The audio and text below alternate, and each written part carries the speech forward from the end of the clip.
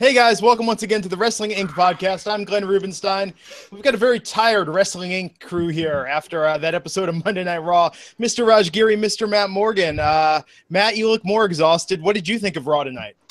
I don't know what you're talking about. Where did you get that from? His hair's done, nails done. Yeah, I'm a professional. I don't get tired. It was just another episode to me. They threw away a great pay-per-view main event, in my opinion, on free television for no rhyme or reason. Yeah. I didn't understand that. But, you know. By that, you meant the three-way, not Big Cass and Big Show. Oh, God. Sorry. That shouldn't even been. But we'll get into it. Yeah. Well, I don't get what they were thinking with putting that on last. I don't either. So the show opened in an interesting way tonight. There's got to be some swerve in there, right? Because got coming out to the ring, Kurt Angle. Oh, man, Heyman, Lesnar, and announcing the stip that if Brock Lesnar loses at SummerSlam, he's leaving the WWE. So I like this. It gave something, you know. It gave it, like there was some importance to it. So I like this bit. Now, Lesnar right now is booked for the next pay-per-view, which is No Mercy in September. Okay. And Raw a couple weeks after that. Obviously, plans can always change, but you know, usually when they write Lesnar off, it's usually he quits or he's suspended, or sometimes he just, you know, after the last couple of years, he just stops appearing, and there's no storyline reason given. But before that those used to be the storyline reasons, was that he got suspended or he quit. So who knows? They might be doing that again if maybe they feel like, you know, obviously if that's what happens, then that would kind of, you know, play into the rumors of John Jones.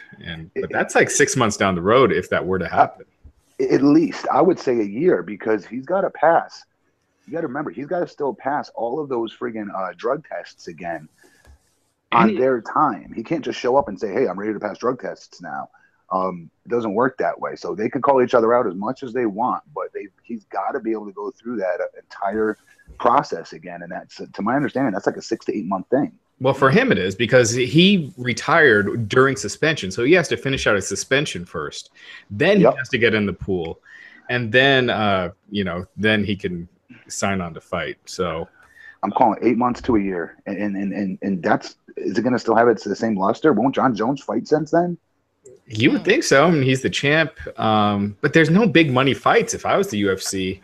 If you could get Lesnar by the time his contract's up, which is April, it might be worth waiting that long, you know, because they don't have big money fights right now. Right. I mean, GSP versus Michael Bisping is the biggest that they got, and this would squash that. So it might be worth holding on to that fight, as opposed to a smaller John Jones fight, which might not draw and John Jones might lose. And then there goes all the luster for the Lesnar John Jones fight. So who knows? I mean, this could all be a swerve. Lesnar wins and then loses it at No Mercy, or Lesnar holds on to it until WrestleMania. So could be right. Yeah. So I think it's smart of them to play into the rumors about Lesnar going back to the UFC. I thought that was clever. That was the best thing. That was the best thing on the show. I mean, is that really clever though? Like, come on, it's everyone's talking about it. It doesn't take a brain surgeon to write that. Come on, we're giving them way too much credit here. Yeah, but at least they did something that added to a match at SummerSlam, whereas nothing else on the show did. You didn't like Bailey running away. You didn't like babyface Bailey sprinting away in circles from Alexa Bliss. That didn't make you want to see her kick her ass at the pay-per-view. Yeah, right. Yeah. What the hell was that? We'll get to that, but they've killed that character. You know, we'll get to that. Yeah. Okay, so after that, the Hardys versus Gallows and Anderson with Dash and Dawson, the Revival, on commentary. These guys are running in place. You know, as much as I like the Revival, the Hardys, they seem too big for where they are right now, especially Jeff. It looks like Matt's not getting the broken gimmick. I think that's seeming like that might be dead. I don't know if, you know, he wants to try to come up with something new or something different, but what they're doing right now, it just feels like the same thing with the Hardys every week. Let me ask you this. What would you rather see, though? The same thing with the Hardys every week, or the same thing with Cesaro, Sheamus, and versus the Club every week. Well, it's kind of, they're all kind of in that same mix, except Cesaro and Sheamus are kind of out of it right now because they're moving on to Ambrose and Rollins. But I mean, I'd rather see the Hardys, but it doesn't seem like it would be that hard to throw a story in there, give them promo time, do something different on a given week, as opposed to just match every week, and it's the same match as you've already seen before. You're right. You think that they'd be a little bit smarter with I don't know what the word is, but like maximizing their ring time. Do you know what I mean? Making it mean more, right? Because they're not spring chickens anymore. You know what I mean? Especially the crazy bumps Jeff takes. And the man never ages, you know, so I don't mean to say it that way, but still, why jeopardize getting him hurt, and even Matt get hurt for that matter, in matches every single week when the fans just want to see them. They want to hear their music. They want to see their entrance. They want to see Jeff hit a swanton. Fine. You can still do a promo and get to that. Yeah, absolutely. I mean, add some twists and turns, add a storyline, add something that's not, it's just not the same match every week. With the tags, it feels like that's what they do in place of storyline, is the idea of doing these mixed matches. Yeah, we've talked about it. We've talked about this forever. Yeah. That's their formula. Yeah, at least when it's a singles feud, there's backstage altercations. There's, you know, people throwing each other in ambulances or dumpsters or something. Yeah. But with tags, there's nothing, man. It's just the same thing. Just switch your dance partner. I thought, I will say this, you know, I thought the match was fun, but the Revival and commentary I thought were fantastic. Yeah, I thought they stepped up, actually. I thought that, I hope they gained Vince's confidence so they get to do more. Yeah, most they've talked since they've been on the main roster, so I thought that was really good. After that, backstage setting up Ambrose and Rollins, a bit more there. We'll talk about that. Rollins, is it just me, or does Rollins come across as really weak in this whole thing, with like begging to get Dean Ambrose's forgiveness? I don't know. Just comes across as like a puppy dog. Yeah. He's making amends, Raj. Yeah. All right. Yeah. Akira Tozawa, Cedric Alexander, and Rich Swann versus Tony Nese, TJP, and Arya Daivari. Red ropes, cruiserweight action. Anyone? Red ropes. Yeah, red ropes. Cruiserweight action. Yeah, I mean, I guess I hope they don't do a three-way and do the same setup that they always do with Daivari and Tozawa fighting to a draw, and you know, it's made into a three-way, but I could easily see them doing that. Yeah. After that, so Akira Tozawa, Rich Swann, and Cedric Alexander won. That match was pretty good. It just has no heat, you know. Again, the cruiserweights, they've done a number on that division. Yeah. Which says something about storytelling. I mean, I think anyone that watches this podcast and listens to our number one complaint, it's that great wrestling without context, it's a little harder to get invested in. This is a soap opera at the end of the day. You know, we want the story. Okay, so Miz TV. This was a lot of story. Miz talking to Jason Jordan. Things breaking out with the Miz to Raj. Miz versus Jordan at SummerSlam. That's the rumor. Matt, you excited for that? Wow, I am actually. I like watching Jason Jordan work. Actually, I always have. Even back when he had his afro at FCW, you know, I think he's a great worker. I really do, and I like the way he works. I like his fire, but he's just dying a very quick death though, with what the situations they're putting him in, and they're giving him some really. Tonight was a good opportunity for him to knock it out of the ballpark, in my opinion. Yeah. I thought he could have. I thought he could have done more squeaky clean babyface stuff tonight to get more heat, to get the fans to turn on him even more. Because now I feel like it's 50-50 again versus them all starting to kind of like hate him a little bit, you know, last time. Mm-hmm. I think now he divided the crowd again, and I don't think that's a good thing. I think you need, like, you know, give the old school Kurt Angle squeaky clean, gosh golly OG bullshit answers, and get the fans to really just like, screw this guy, blah. Just the over the top, squeaky clean babyface stuff. I know that would be great.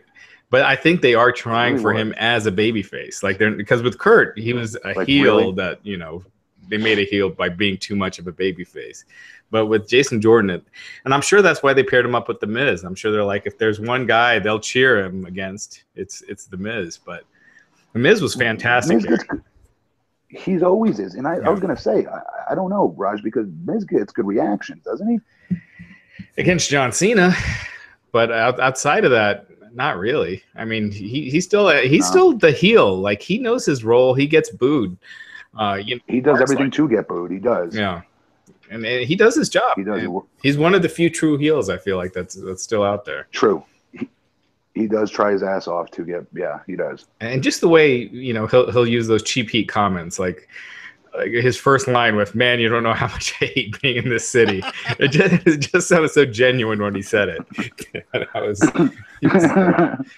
So, yeah, I mean, hopefully WWE realizes that Jordan as a babyface isn't the way to go long term. You could try it out, and then hopefully they're open to changing their mind as opposed to sticking with it like they did with Roman.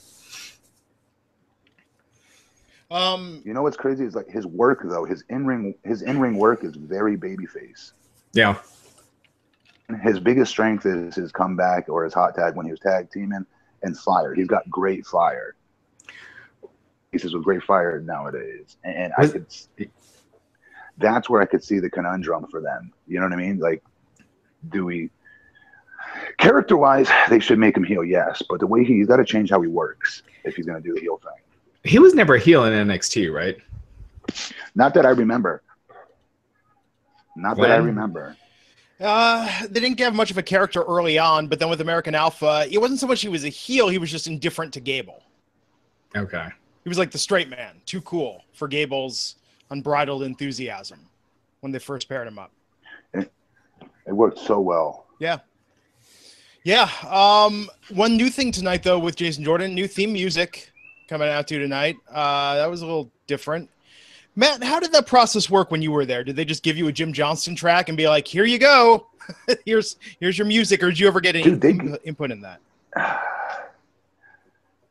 Hell no, I got no input. I remember my second time getting called up when I did the stuttering character. I could have sworn that it was like the ECW DVD music. That they made a DVD for ECW, and I swear to God, that was my entrance. Not the ECW theme, right? Because that was badass. No, because that was pretty obvious. That would be pretty too obvious. But this was like the WWE's very first DVD on ECW, and whatever the theme song from that was my entrance music, which I was like, whatever. Yeah, I guess Dean Ambrose, he was just saying on a podcast recently that he didn't hear his theme music until he went to the ring and they played it. That was the first time. That's true. So. Yeah, same here. So a lot of these guys, it doesn't matter where you are in the card. I will say this, and we're jumping ahead a little bit, but Big Cass, his music improved a lot tonight. So anyway. Oh, I got to go back and listen to it. Yeah, it's a lot better. It feels like there's a real difference between when CFO does something custom versus one of these tracks that just sounds like they reused it from something else. Right. But how many guys are you going to do the custom thing for? CFOs gets a salary where their job is to create music for the WWE. That is their full-time job they go to every day. Yeah, but think about how many guys they got to come up with. You're going to, are you going to spend extra time for Cass or extra time for a Nakamura? You know what I mean? It's like Nakamura's took a while for them to come up with. Well, hang on. Let me ask you guys this. Does Big Cass's come with friggin' believable, authentic charisma in his promos? Does that come with his entrance music? That was horrible. No. We'll get to it. But it was horrible. Hey, really quick, I'm all over the place. But Nakamura, he didn't have that song in Japan? No, that's similar. He came out the same Michael Jackson playing guitar crap, right? No, it's similar.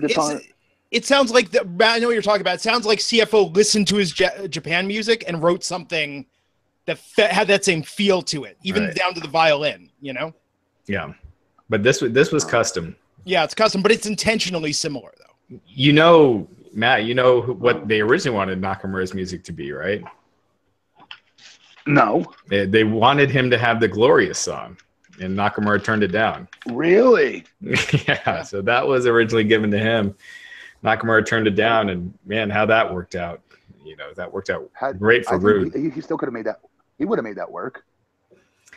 It could. I mean, he probably would have, just because he's got that kind of charisma. But this just seems to fit him so much better what he has now.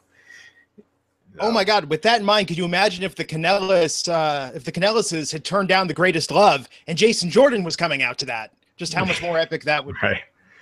Yeah. You know, song about the love for his father. Oh, that'd be something. Sheamus versus Seth Rollins tonight in singles action, doing the do-si-do of tag teams still to come. So, Raj, is it looking definite that it's going to be Rollins and Ambrose going for the tag titles at SummerSlam? Yeah. Yeah. I mean, you could kind of see that coming. We talked about that last week. Yeah. But, well, can we say something real quick? We shit on the tag division enough. That does freshen it up for what it's worth. We have two bona fide main eventers, right?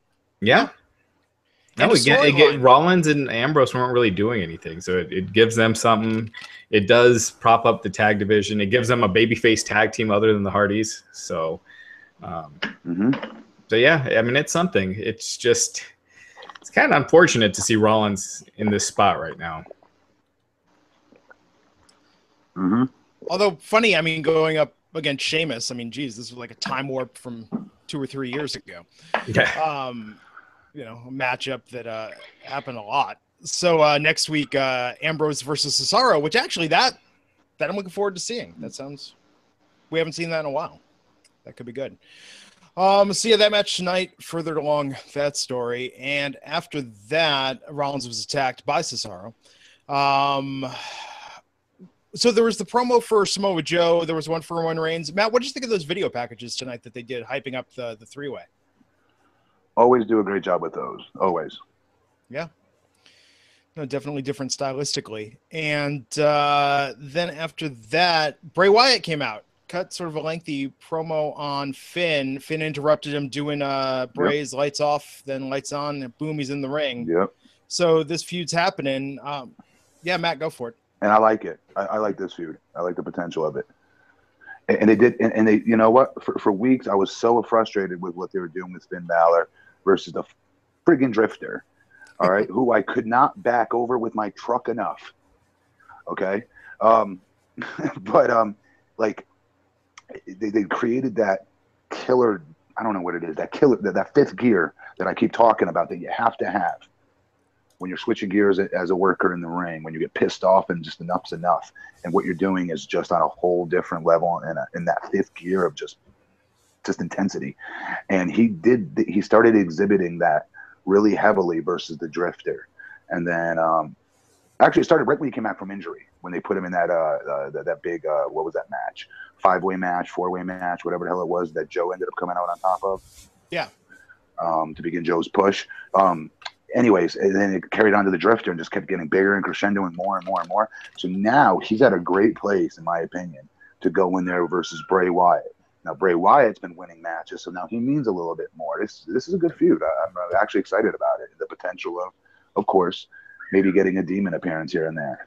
Well, that's what the guy that does our Twitter, Chris, he wrote, God versus Demon. You know, that should be the tagline for it, because Bray Wyatt's always been calling himself a god, so it's kind of a cool little thing. I don't know. I think it'll be cool for Balor. It'll be good to see him get a big win. It'll be good to see him bring that Demon character back. These Bray Wyatt promos aren't doing anything for me, and I'd like to see him turn babyface and freshen up a little. It was a little different tonight. He had a little different. Tonight was a little different. I was going to say the same thing. I thought it was better. Yeah, he looked a little more comfortable, a little more folksy, if that's a word.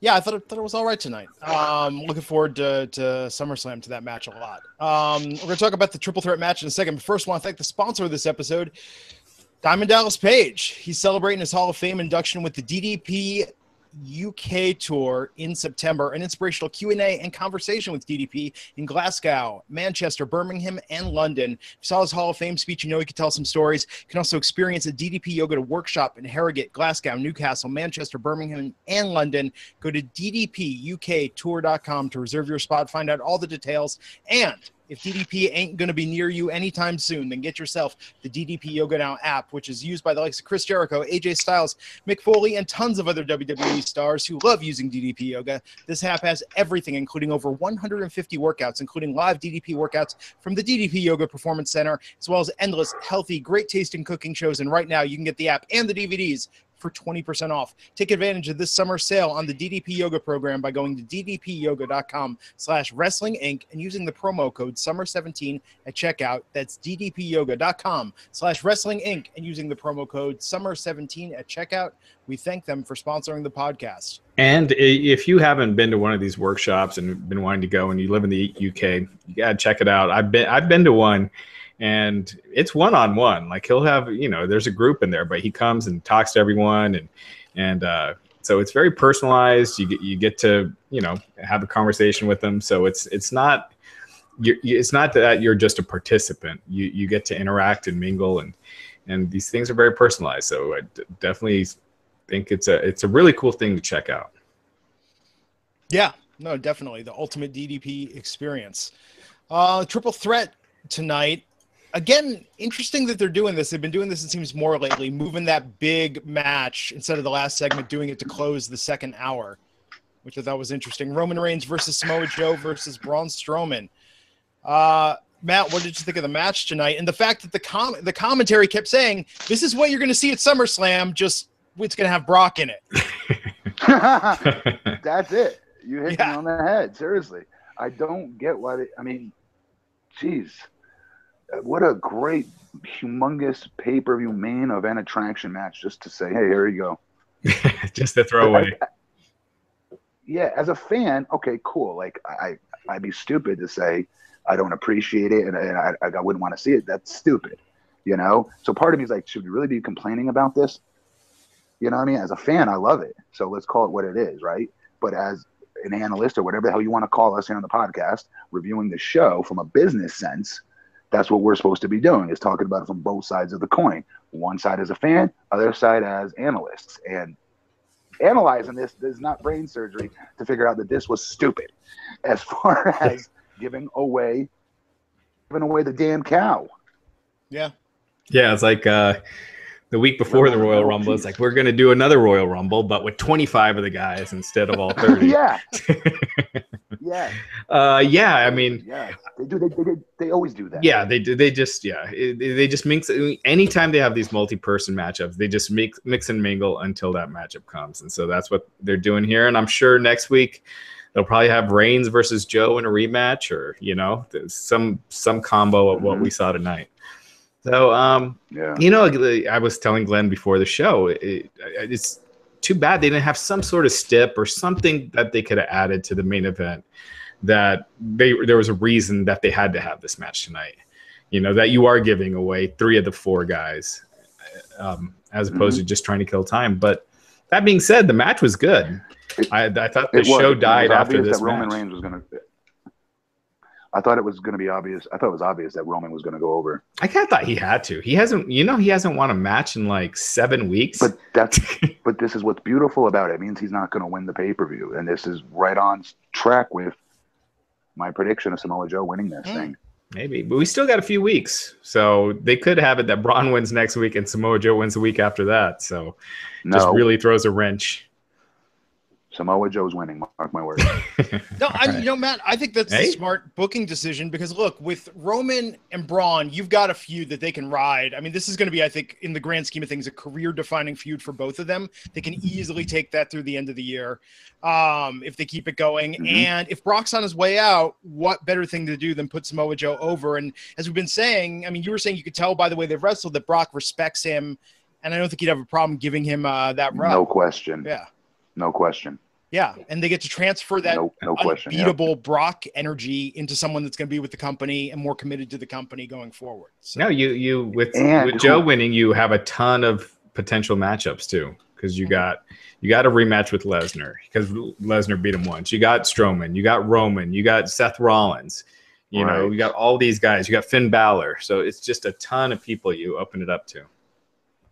Yeah. Like with Braun, you don't have that same, like Braun and Finn, that dynamic's just not right. You know what I mean?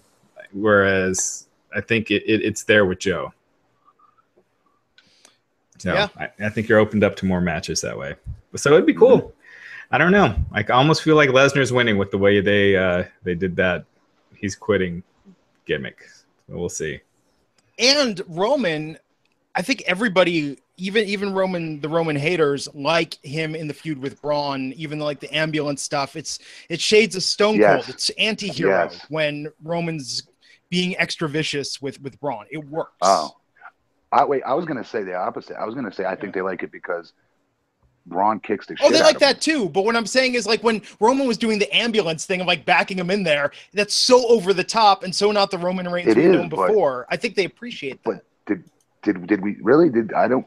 Okay. Yeah, I didn't think anyone really was cheering for that. I thought they were like I thought they got kind of like pissed at him. Like almost. Maybe some did. I don't know. Everything I saw online and my thought with it was like, oh my God, this is insane that they're doing this with the guy that they tried to make the next Cena. Right. I mean, I agree with it. On paper, that's exactly what that spells out and what it. Yeah, I agree with you on that. I don't know how the fans took it. I guess I don't know. As long as they keep upping the ante with them, if they go through the end of the year and we get bulldozers, what's left? A machete? Yeah, what's left? First off, we need some explosives at some point. I mean, they've been cutting back on pyro, so just take all that pyro they've stockpiled. You know, so that get a bulldozer, maybe a buried alive match. I mean, there's a lot of ways they can go with this. Bring Vince McMahon's Corvette back and fill the concrete again. Hey, oldie but goodie, right? So after that, promo hyping up Big Cass versus Big Show with Enzo Amore. We'll talk about that match. Elias, who's just Elias now, versus Kalisto. Now, you've heard what I've had to say about Elias previously, Elias Sampson, on this podcast. When they announced his opponent as Kalisto, I muttered out loud, "Oh, poor Elias!" Like, what a step down from Finn Balor. Look, you showcase match for him. Yeah, exactly. Yeah. You give him some showcase matches. You could tell Vince likes Elias. You know. Yeah. Yes. Oh, that's clear. Yes. Yeah. And I love as a performer. I loved those matches because I was young, green, and experienced, and I needed to be seen as dominant. And I get fans aren't going to ever think the local jobber guy is going to beat me. You know, I get that. But this isn't what that was. They gave him, a guy on the actual roster. I'm not saying he's a heavyweight champion or anything, but he's a guy on the roster who's been there for a little bit now. He's somewhat established. Showcase match for a good win for, Elias. Tough, and that's what those matches are for. You really get to get all your offense over, if you will. So when it comes time to working somebody better down the road, like when I would say I worked Big Show or something like that, and I hit him with an F5 or my finisher at the time, and he kicks out of it, it means more because I already established it the first 6 weeks. You know what I mean? Yeah. When we were younger and they did, they had the enhancement matches, it just helped you know who was important and you learn their moves and what the finish, kind of what you just said with the finishers. And you get to know the wrestlers better because when he's wrestling Finn, chances are he's not going to win clean with his finisher. So you don't know what his finisher is necessarily. So it definitely, I wish they would do more of these actually. Yeah. Yeah. I don't know. Kalisto's at that level where, him or Apollo Crews, I could see them doing a storyline. It's not like it was Kurt Hawkins who screams one-off exhibition match. I almost prefer they just bring those no-name guys, that. Yeah. And then that way, I don't know. Just because here's the thing. Well, let's be honest though. They're not going to do anything. They're not going to do anything with some of these guys. Mm-hmm. So why not be that's insulting. Why not beat a bigger star? Yeah. Kurt Hawkins is a bigger star, Kalisto is a bigger star. Yeah. The win means more. Now the argument's like, well, because what happens if they want to do something with Kalisto and him and the other guy down the road? They're obviously not, you know what I mean? And if they cross that bridge when they get to it, then they will. It's been years. I mean, they tried with Kalisto and What, I don't know what I'm missing. I like Kalisto. I don't know. I like him. It's because I think it's because of his size. As long as he's a smaller guy, Vince is gonna not, you know. He's entertaining to me though. I don't know. Yeah, I think I think his matches are fun to watch. His promos suck, but his promos are horrible. Yeah, and that, you know, that kind of gets you right off the bat. Maybe because I'm a bigger guy, I like it, but I'm always so attracted to the cruiserweights. You know what I mean? In general, where once the bell rings, I'm always I love watching those matches, especially good ones. No, and he can actually bring a shot to that cruiserweight division because he hadn't been on TV in a little bit. If they had him be a surprise against, wait a minute, why have we not thought about this? We've talked about it before. Thought of this? Yeah, we have. Yeah. How is he not being? Why not put him against what's his name? Well, I'm sure he probably doesn't want that because then he's not on the road, you know, because they only use a handful of the cruiserweights at a time, and so as long as he's got a mask, bro, he'll always have a job. That's merch money, brother. Yeah, that's true. Do you think Vince can even tell him and Sin Cara apart, or do you think Vince just thinks it's the same guy? Especially now that Sin Cara got rid of the horns on his mask. Do you see that? Yeah. No, and I know Vince I guarantee Vince doesn't know the difference between the two. I guarantee it. And he still books both of them like the Rey Mysterio, but you know, they're like 2/3 the talent of Rey with none of the charisma, which is unfortunate. But Kalisto's got talent. He just doesn't have that charisma at all. Yes, and he's young, and he's still growing. You know, he's still growing into this persona. Let's be honest. Yeah. So Elias, so no more last name. So he's they're not even calling him the Drifter anymore, right? It's just Elias. Yes, like Elvis, Bono, or Madonna, or Cher. It's like Langston, Rusev. What was Rusev's first? Alexander, right? Alexander. Yeah. He got some cheers tonight, and I thought the cleverest. Okay, so this was clever tonight. This was preempting the troll chants. Corey saying he calls this move "drift away." So that thing that everyone in NXT was chanting at him now is a move name. It makes it sound like they're going along with the gimmick. Yeah. When do they chant "drift away"? That was a big NXT thing. And the fans would chant it. Yeah. So preemptive. The fact that Vince cares enough to get rid of his last name, you know, shows that he's thinking of him. He cares somewhat about him. Yeah. You know what's funny? This shows you how much heat I have with this character. That. Even on it, that shows you. I watch every NXT episode, and I didn't know they chanted that at him. You want to know why? Because I fast forwarded that shit. I'm just being honest. That's funny. Yeah. I'm not trying to be. It's funny because I think Elias has a cool look. That the guitar gimmick I feel like brings him down a couple pegs. Because I hate it. And not just that. I feel like it takes him from being a potential top guy to permanent mid-card. You know, mid-cardish. But yes, they give him these showcases. They give him minutes of television time on national and international television. $1 million per minute, by the way. And he goes out there, and it sounds like it's literally off the top of his head, but he's not particularly clever or talented. So he's just going out there. But I think they would argue that that's the heat. That's what the point is. But the Miz, if you want a great heel, you go out there. Maybe, Matt, during the day, you got time backstage. He can't spend 10 minutes writing a song idea, something that's a little catchy or funny or clever. That might go out there and get some heat and also entertain people. I mean, you don't want to be entertaining. I would rather learn what's going on with Popeye's chicken this week than watch Elias go out there and make up some song off the top of his head. I do think, I mean, it's supposed to be kind of like the Nikolai Volkov, you know, singing the Russian national anthem before the match, where it's supposed to sound bad. It's supposed to be cheap heat. And then the babyface's music comes, cuts it off, and they get the big pop by cutting it off. So back-to-back weeks with Nikolai Volkov references, just pointing it out. Did we have a Nikolai Volkov reference last week? Yes, with your sweet Tatanka Lex Luger. Oh, right.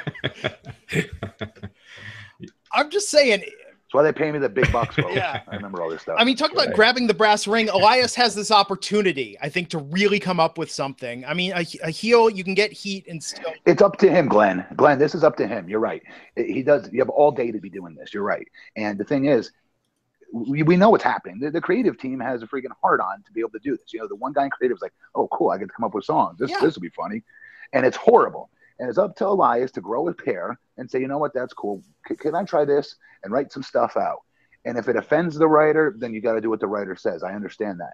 But if you really want to get over and you've got something that's really good, like that, because you can still be entertaining and be a heel, Raj.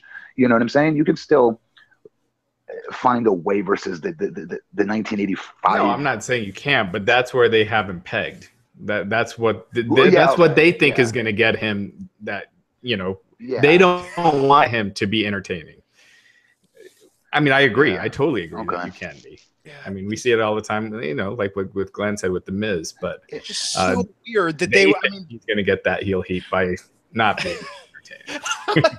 like someone's pulling him aside backstage, like Michael Hayes is pulling him aside and be like, I know you came up with the song. I know you put your heart up. Here's what I want you to go out there and just think of the dumbest thing you can say. No, nothing that's even remotely clever. I know you grew up here. Don't work in any specific references or something to the audience. He's not doing it though. He's reading off of a script. Yeah, it's so bad. It's so bad. But and they could turn it around. But maybe it's supposed to be like an anti-comedy thing. I don't know. I didn't know that. Yeah, I don't know. So yeah, Elias won over Kalisto. So Bailey, Alexa Bliss talking backstage, talking some smack against Sasha Banks, talking about facing Bailey at SummerSlam. We got a clip from Pure Country, Pure Heart. This is a WWE Studios film that I will not be watching, folks. That was the best Shawn Michaels. Yes, you will. No, this looks worse than something even. I watched all of the Police Academy films this last weekend, and Pure Country, Pure Heart. Love Police Academy. To me, says I draw the line. 3, it was good. Actually, 5 and 6 are decent crime comedies. They just don't follow the formula. I'll say that much. Crime comedies. Yes. Oh my God. The whole thing with Lassard thinking this kidnapping is part of the hostage simulation, that is legitimately a funny plot line in any movie. But I'm just saying, Police Academy. Which ones was? When's Gutenberg left? Citizens on Patrol. Citizens on Patrol is number 4. The one with the rap song and all the skateboarding. Better than I remembered it being. Ugh. That one didn't have Gutenberg, right? No, that Gutenberg left that movie. No, they relied heavily on Bobcat Goldthwait. They relied on heavily. Yeah, and the that one dude that did all the sounds. Michael Winslow. Yes. Yeah, he was Michael awesome. Winslow. Yes, he was. Absolutely. He was awesome. So Gutenberg, he's on the Rock show now, Ballers. I haven't seen him in decades, and he seems like he forgot how to act. Oh yeah, you think he's pretty good? No, he's terrible. He just looks like he looks like he's reading off a script. Oh my God. I was so bummed because I was a big Gutenberg fan back in the day. If anyone wants to check it out, everything. The short-lived TV show Party Down from a couple years ago, the best episode is when they cater Steve Gutenberg's birthday party. I recommend everyone check it out. So yeah, Pure Country, Pure Heart looks pretty terrible. So is that Shawn Michaels' only scene in that movie, or is that the best scene they could find of Shawn? Because that was like nothing. He was about. Is that the one where Shawn's? Is that where he's looking into the camera but not? Yeah. and he allows the people to go backstage. That was his big part. And was he wearing a wig? That looked like a wig. It's weird. Oh man. He had a cowboy hat on. Yeah. But as we learned from Bret Michaels, that could be used to cover, some balding. Not saying it just looked like a wig. I don't see Shawn going the way of John Cena and Batista. By the way, this is the most on the internet anyone is going to talk about this goddamn movie this week. Yes, until you watch it. I guarantee you watch it. I kind of think Glenn might too. Well, now out of curiosity, I'm thinking maybe I need to see it, but no, I got a backlog of other stuff to get through. So Bailey versus Nia Jax. Oh, what's that, Matt? Matt had a quick. You can't. You're the ideal WWE Mark. You're a good little Mark. You'll watch everything they put out, and you can't. You'll play with their toys. Studios movies sitting there that you haven't watched. Come on. I don't know, man. Can I just say? And what about Glenn last week talking about how half of his day job he's worrying about what figures are coming in stock or whatever. It's called a preoccupation in fandom, Matt. You know, I want every fan out there to remember whenever the next time Matt Morgan releases merchandise or does a signing, go, you know what?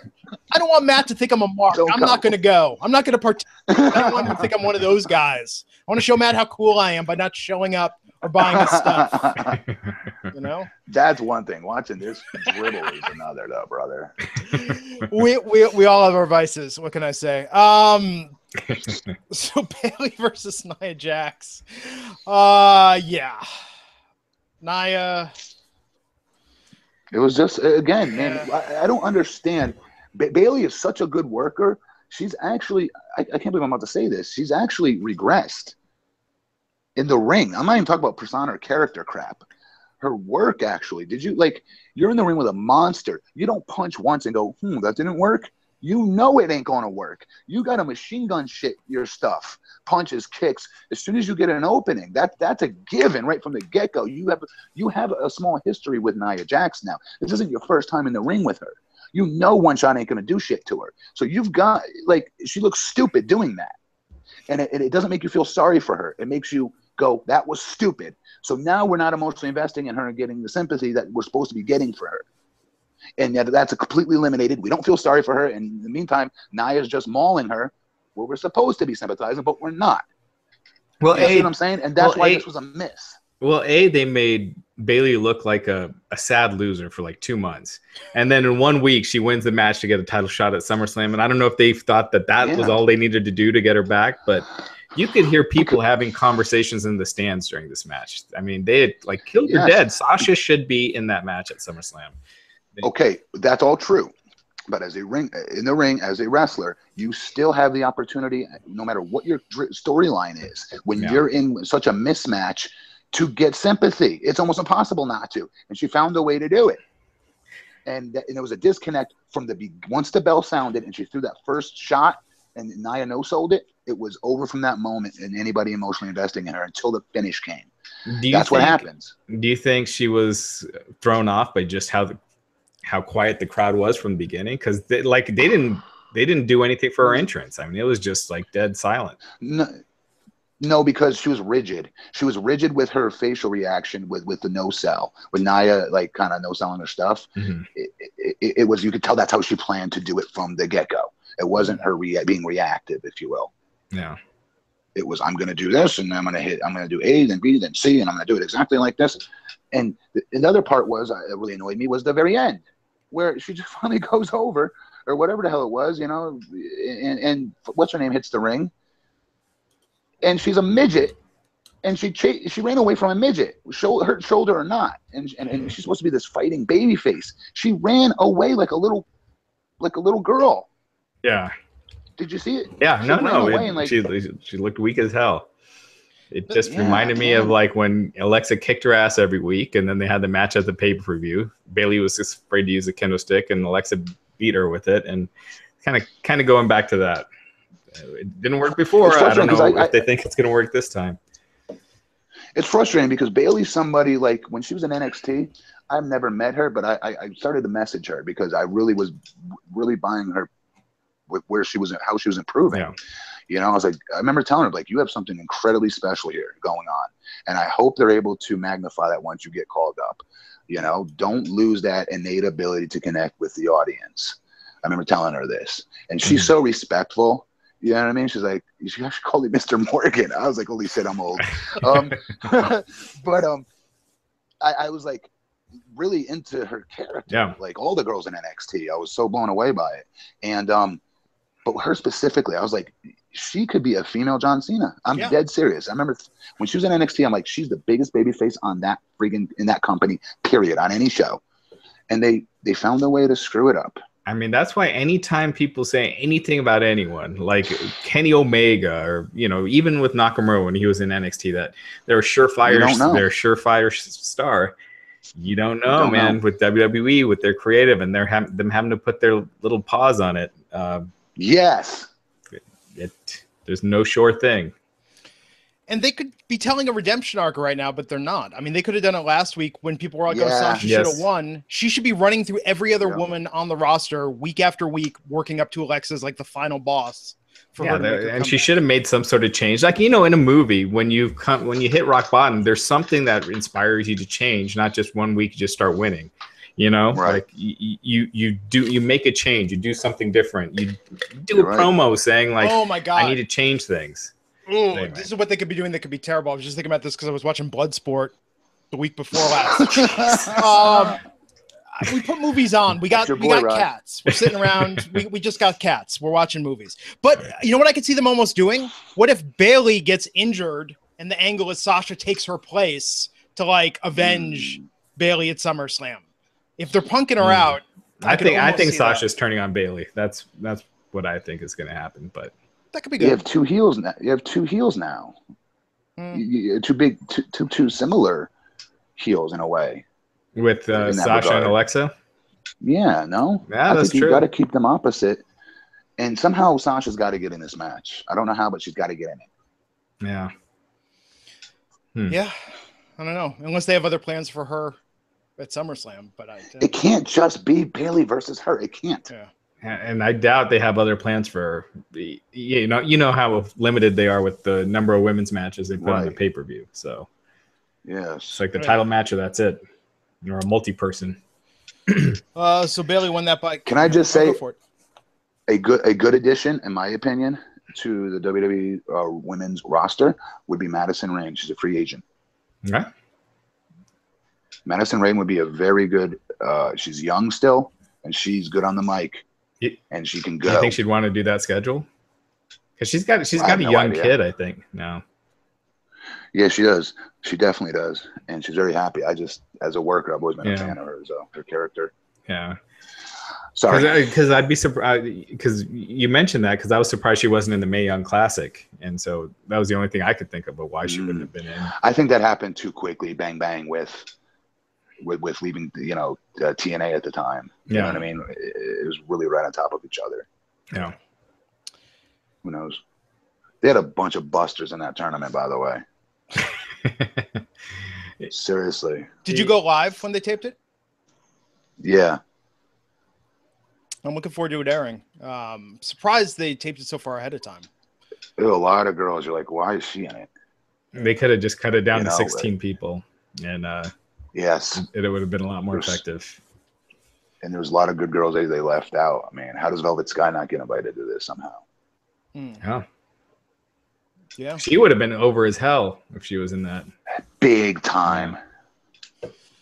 So the main event tonight, Big Cass versus Big Show.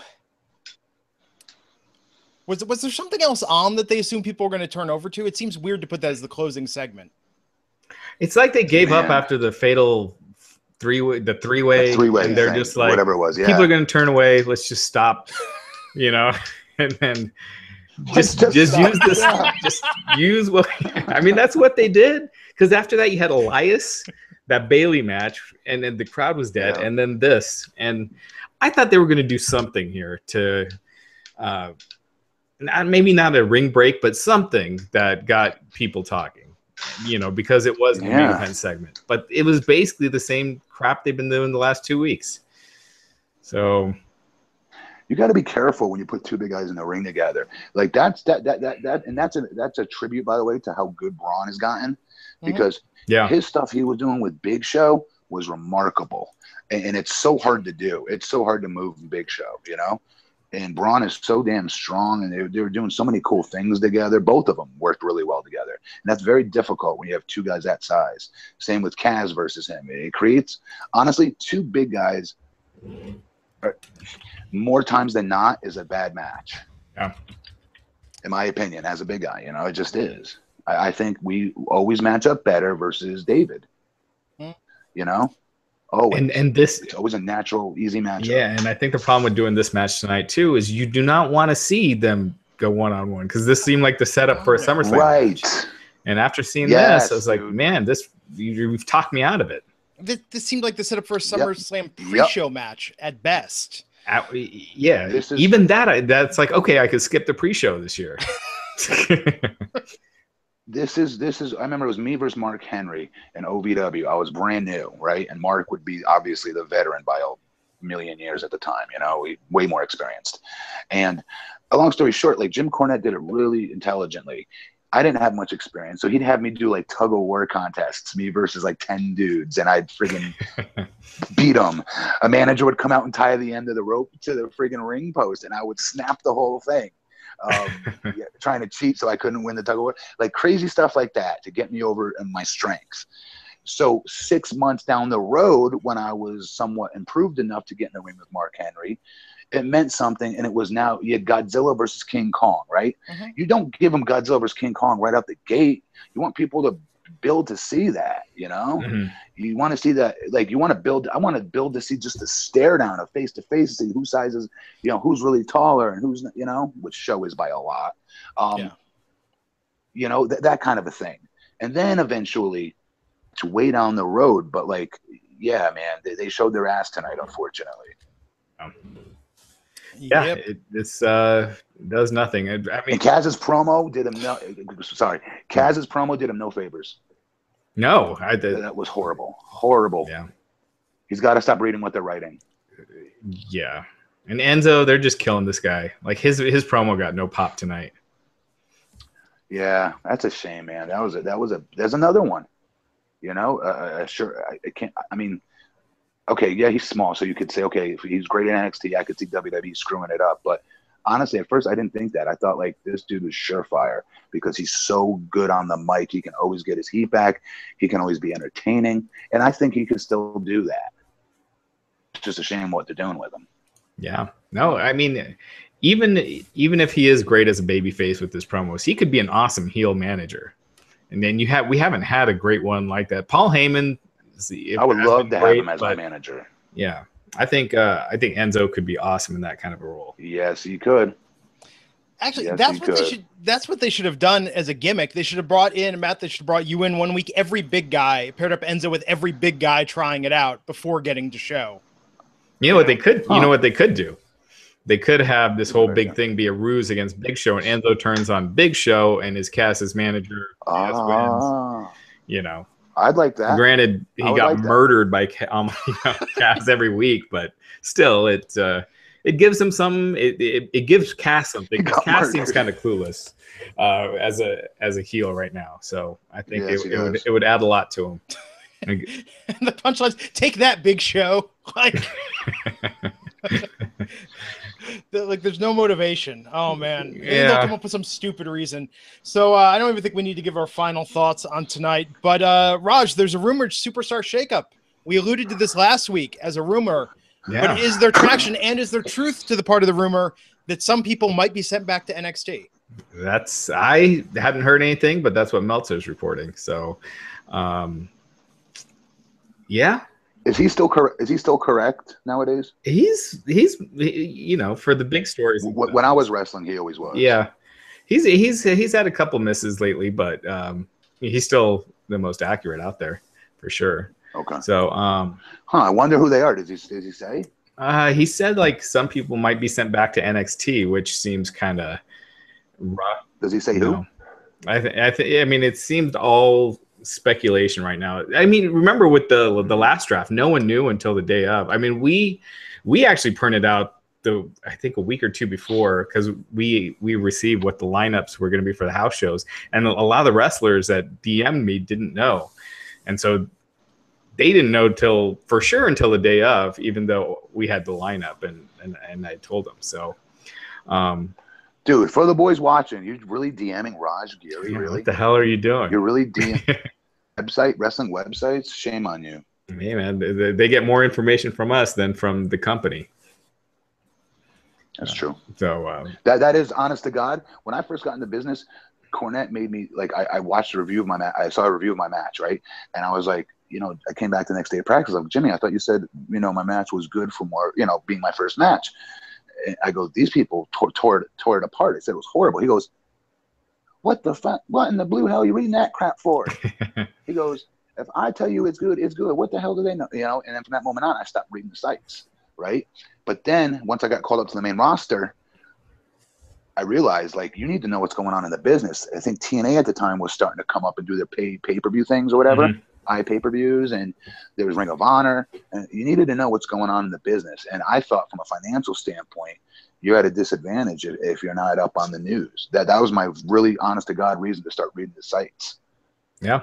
And then, you know, you get kind of sucked into it after a while, right? It's kind of like reading Us Weekly on an airplane, yeah? You know, it's kind of, you get sucked into it and you want to just it could know what's going on. It sucks you in. I mean, and information's money, man. Yeah. Hey, man. I mean, look, there are a lot of times I wish I could be surprised more often, because there is a lot of that aspect that's gone. I think that's just in general. Yeah. But yeah, I mean, I could see how it's addictive. But anyway, so I don't think they have anything official. And so with the last draft, we got pretty much everyone right except for Cesaro was the one that they ended up not switching over. But I think if they're doing a shakeup from Raw to SmackDown, I mean, who do you send over? The girls, like something with the girls. Something's got to change. I don't know. I really haven't thought about it. Yeah. Maybe is it Seth Rollins?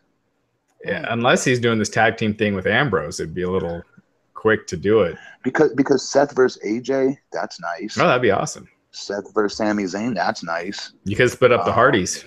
Have Jeff go. That would be great. Yeah. You know? Yeah, but what's Matt going to do? Form a trio with the reformed Golden Truth? Matt, you know something? Here's what I'm going to predict. I'm predicting Matt Hardy's going to come up with something new. Yeah. He's so creative, always tries. Man. It's how much leeway will WWE give him? Because he was doing that. He'll think up something. Yeah, he was doing that thing in ROH where he was kind of the rich, you know, better than everyone, and he was doing that really well. Yeah, he didn't stick with it. Money Matt, right? Yeah, Big Money Matt. Yeah.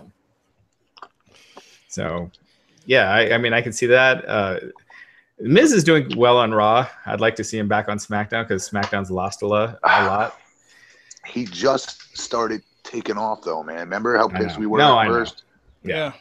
No, with what they did to him on Raw, but now he's finally he's finally leading that show, man. Yeah, that's kind of the thing. They just did it so recently that another one just doesn't feel like it just feels too soon. Dean Ambrose has got to do. Well, no, he was just done. Yeah, he just moved. He didn't do anything for me there either. Yeah, because I was thinking like Apollo Crews. He's another one that didn't. You know, he's treading water, but he had just moved. I don't know. Yeah, I think with NXT, I don't know. I'd be curious to see how the viewership of that has been doing and what they can do to give that a shot in the arm. But I don't know who they move back there. I mean, unless they just give up on Bayley on the main roster, but that would seem. Hell no! You think she's going back to NXT? I don't know. No, I mean, I don't think. Well, okay, let me say this. You got to think. Not who I think, but who I think is in danger. Merchandise. Yeah, but who's in danger? You know, of getting. Not her. Okay. I would be looking at people that are on like main event. You know, like people like maybe like an Emma Hawkins, but that won't do anything Dana Brooke. for NXT. Dana Brooke. Yeah, but it's not to do anything for NXT. You don't think so? No. I mean, think about okay. So we just learned there's gonna be no more Edge and Christian show. They canceled Talking Smack. The network's not going forward on R-Truth's game show. So it sounds like they're wait. What? Wait. Whoa. There's a game show with R-Truth. There was gonna be. Now it's not happening. They shot a pilot. But you sound disappointed, Glenn. For the network, I like the wrestling on the network, but look, the wrestling fans, I think the reason why we like the network, it's not just we can watch all the old stuff. We like wrestling-related programming. Yeah, original content. But so, I don't think any of those shows, except for maybe Edge and Christian, and even that, I don't think it added subscribers, but I think it was a good addition. Right. But it didn't. Right. It didn't affect business. So if it's not going to affect business, I can see their decision to not have it because they are starting to get more profitable with the network. Yeah, but at the same time, look at how much illegal streaming is a problem for Game of Thrones. And I think as bad as it is for the WWE, I think it could get a whole lot worse if people just see the network as just a place just to watch pay-per-views and old content. I think you got to make people feel like they're part of a community for it to thrive. They do. They think the WWE thinks they have that already. It's called the universe. Yeah, but but there's nothing for us, in their opinion. Yeah. Table for 3 is good when they do it. Ride along is kind of hit or miss. I hate ride along. Depends on who's on it. It's such bull. Let me tell you, as a guy who rides with other, dudes, that's all so set up and so choreographed. It's so annoying. Yeah. Table for 3 is good, and that really doesn't really cost them much to produce. So I don't see them dropping that. Talking to Smack, I don't think was a budgetary thing. Love that show. Yeah. No, I think if they bring someone back to NXT, it's going to be to boost NXT's watch rate on the network. Really? I mean, that's someone just mentioned Summer Rae. I don't think they care that much about boosting NXT. Okay. Yeah. I was gonna say nobody cares what Summer Rae. Yeah, I was gonna say Summer Rae. Like, it can't just be all the rejects. I think the idea. No, I think that's what the idea would be is to get them more seasoning. But well, just so they could be. And it could give them a fresh coat of paint, man. Who knows? Yeah. Like Emma. I mean, we'll laugh about it when if she gets sent down and comes back up, and they'll coming soon, and we'll laugh again. But who knows? She could have something that really takes off for all we know. Yeah. I mean, honestly, you never know. Yeah. So, I mean, the thing they were saying was the main roster, the people moving to NXT would be talents that WWE is not going to push. That were probably major stars in NXT. So you're looking at like Bo Dallas and things like that. But he was like top star in NXT. I mean, it might as well have been a decade ago. It was 5 years ago, but it was ever ago. Right, but he's right. Or Neville. He's not gonna. They're not gonna move anyone that could be a difference maker on the main roster. Yeah. Maybe. So they're not going to move like Big E or Seth Rollins or anyone like that. Oh, not them, but I think Bayley and Sami Zayn might be hitting ceilings on the main roster, and they might be more valuable in NXT because they were huge. Who? Sami Zayn and Bayley. They were hugely over in NXT. They've been treated like kind of an afterthought on the main roster, or not handled as well. I'm just saying the darkest timeline. Here's supposed to be the end all be all. Is the fans' reaction. And I'm sorry, but Sami Zayn still gets a great reaction. I agree. And there's a big difference between making the pay-per-view money that he's making now as opposed to making that once, I hope you're right. 400 people in Largo, Florida. So yeah, I hope it's Ty and Dana and Aiden English and a lot of these guys they just don't seem to know what to do with. But who knows, man? The way they're making decisions lately. I'd like to see Ty get an authentic opportunity, though. Yeah, I think it'd be way too soon to move Ty back to NXT. But yeah, I agree with you. I think he's just kind of always gotten the shaft. I don't know. It seems like and he's also being too nice. I could see it from a mile away. He's got to get greedy, and he's got to get I want to say mean. Yeah, and selfish. A little bit of a killer instinct.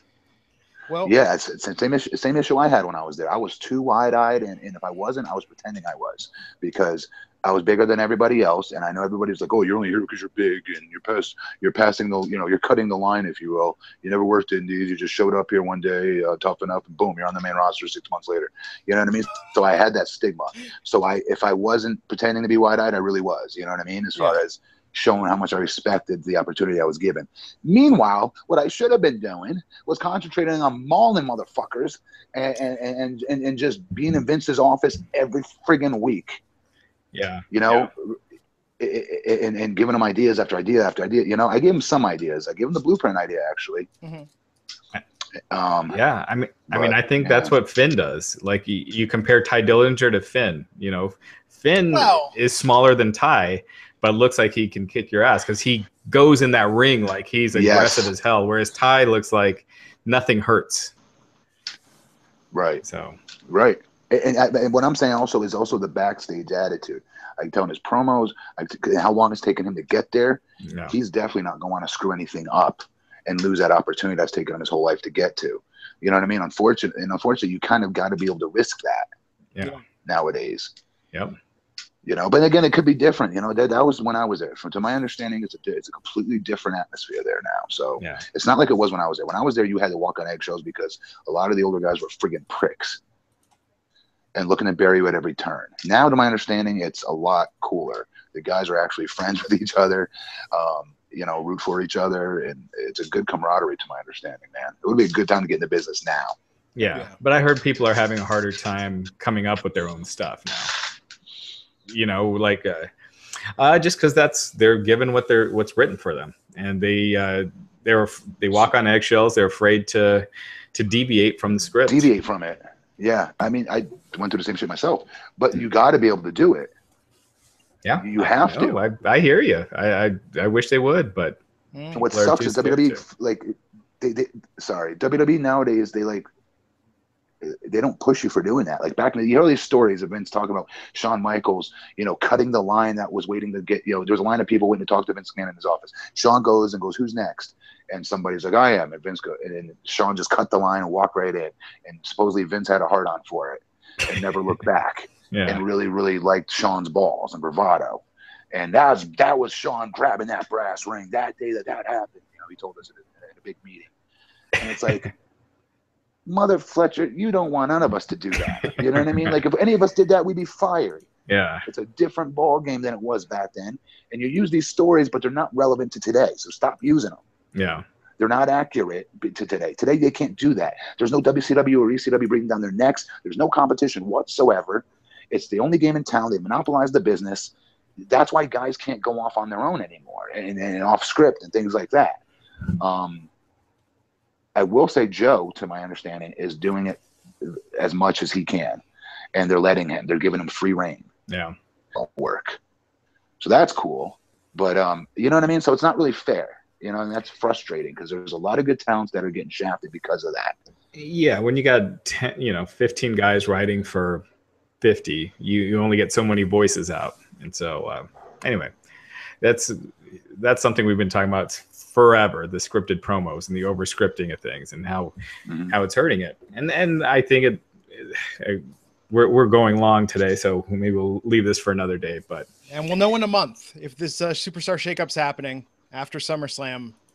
Should know in less than a month if they announce it the night after. Or maybe they just shift like 2 people, and it's just something quiet. I mean, that's probably what they should do. I don't think they need a big draft. A big to-do, yeah. When they've just had it. Real quick, guys, who do you guys think with Nakamura and Cena tomorrow? That's interesting, isn't it? Yeah. What's the winner? What happens with the winner? They face what happens with the winner? Isn't there a stipulation? Yeah, Jinder at SummerSlam for the title. Versus who? Jinder for the title. Unfortunately, I think they're gonna have Cena do it, right? Jinder puts Jinder over. That's what I think. So Cena's got to come out of this somehow, which is horrible for freaking Nakamura. I got some news on Cena that's going to be up in a few hours on the site, so check that out. Don't want to reward our loyal podcast listeners who made it an hour deep into the Wrestling Inc. podcast? Check it out in a few hours, but it's pretty interesting. Just thanking our fans hung with us. I think Corbin interferes somehow tomorrow, and yeah, and then they go Corbin, but didn't Corbin and Nakamura beat Corbin clean already last week? It's the WWE. Nothing's ever finished. Yeah. Yeah. They're thinking we got 6 more pay-per-views out of this feud. No, it's not Cena in the Transformers movie, by the way. A couple of people are asking about that. It'll be up in a few hours. Okay, folks. Maybe already by the time. Better be worth it that you're not going to tell us. He can't get scooped, Matt, because if he says it here, somebody. Yeah, someone's just going to copy it right off the bat. Yeah, it's true. It's dirty business, man. Matt, anything? Yes. Yeah, they'll rip it in a second. Yeah. They just sit on the homepage, just hitting refresh. They should just simulcast our podcast. They should just simulcast us live on WrestleZone. Yeah, that's pretty much that's what they do. Yeah. They're an archived version of our site. So, Matt, anything you want to plug before we take it home here? I'm in less than 3 weeks out for my classic men's physique competition. So starting to be really stressed out, super low carb like a mother. So follow me on my Instagram at BP Matt Morgan. Every morning I'm up doing my fasted cardio and documenting like a video blog diary of what I'm doing to prepare for the show, starting with my cardio in the morning. And then I work my normal day job 9 to 5, selling my laser devices to plastic surgeons and stuff like that. And then after that, I hit the gym at night and I video blog that again. And it's all going to be put on this website called musclesportmag.com, musclesportmag.com, where you will be able to see all of these clips strung together for the last 3 months of me doing it every single day. And It basically goes over what I've done and the the sacrifices I've made to get my body in the shape that it's in. And I do want to point out how my boy Jinder Mahal is now following me on Instagram. I was pretty appreciative of that. And he's watching my damn stories and seeing what I'm doing in the gym because he's a fellow gym aficionado. I think he was pretty happy with that. Those comments you made on the podcast about what that one bodybuilder said about him. Oh my God, it drove me nuts. Yeah. And I will say that I'm more vascular than him right now. So how about that, if you're watching? Nice. Cool, man. So Raj, everyone should stay tuned to the site. Big news about John Cena, story on the site that Raj is going to have in a couple hours. Yeah. And we'll be back here Wednesday.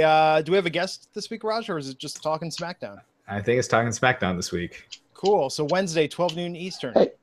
Yes, sir. That?